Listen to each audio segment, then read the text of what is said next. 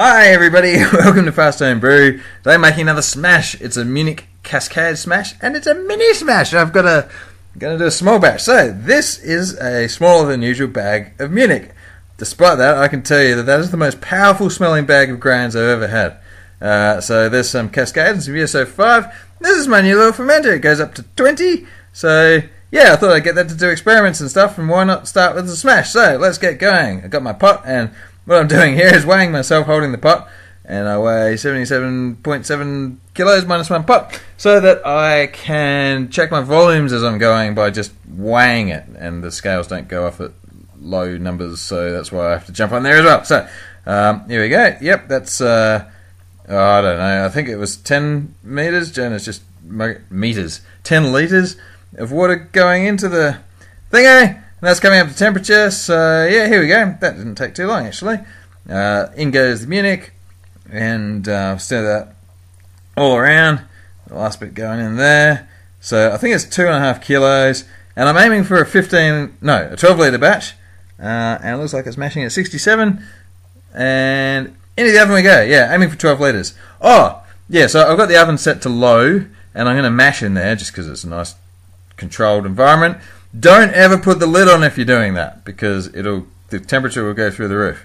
Anyway, this is Jonah Cam, and we're looking for word of the day, I guess, and the word of the day is boat. Word of the day is boat. So remember that. Alright, so that's an hour of mashing time, and it's 66 degrees there. The grains come out of the bag, and this is obviously an awful lot easier than when I try and lift like nearly 6 kilos out. And I'm going to give that a squeeze anyway. There we go, get out the good stuff. And that's all there is of the good stuff. Not very much at all. And I'm weighing it again, and I've lost a little bit in absorption, I guess, so why not give it a sparge? So I'm drawing some hot water, just trickling the hot water through there, and I've actually given it another squeeze after that as well, and there goes the last of the squeezy stuff. So there we go, that's coming up to temperature, and that's boiling. So now I get my hops ready. I'm going trying to bitter this to about 25, so it works out to be 12 grams of my cascade. I said cascade, right? So that boils for an hour, and then using that time to clean this fermenter. So this is some sodium percarbonate.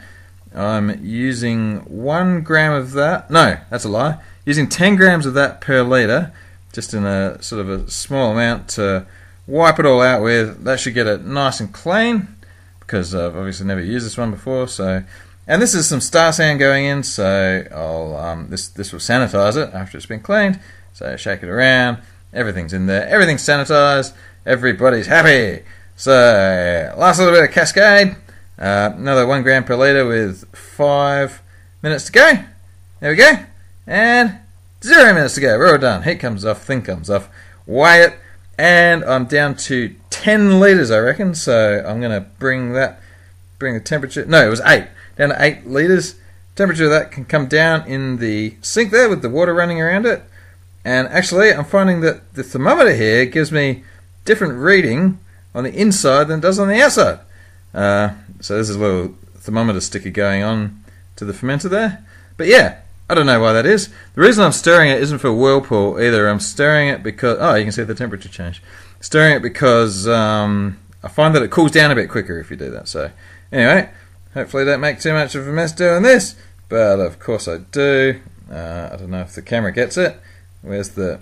Yep, that must have been it. Pull the other way maybe. That's a bit easier. My feet are basically wet now. Yeah.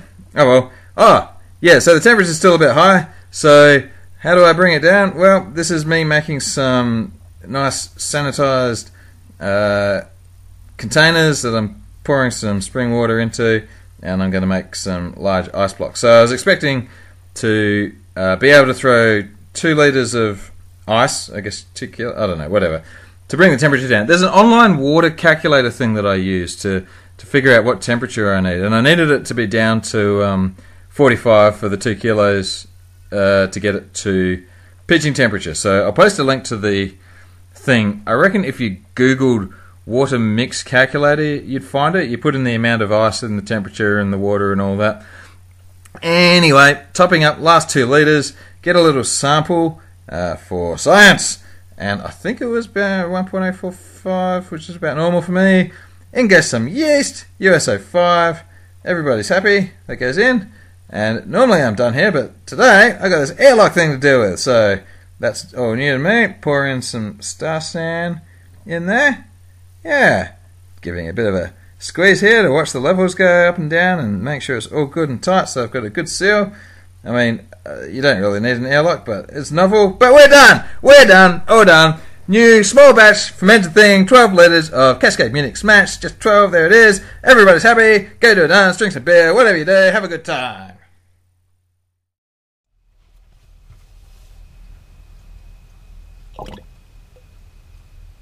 Okay.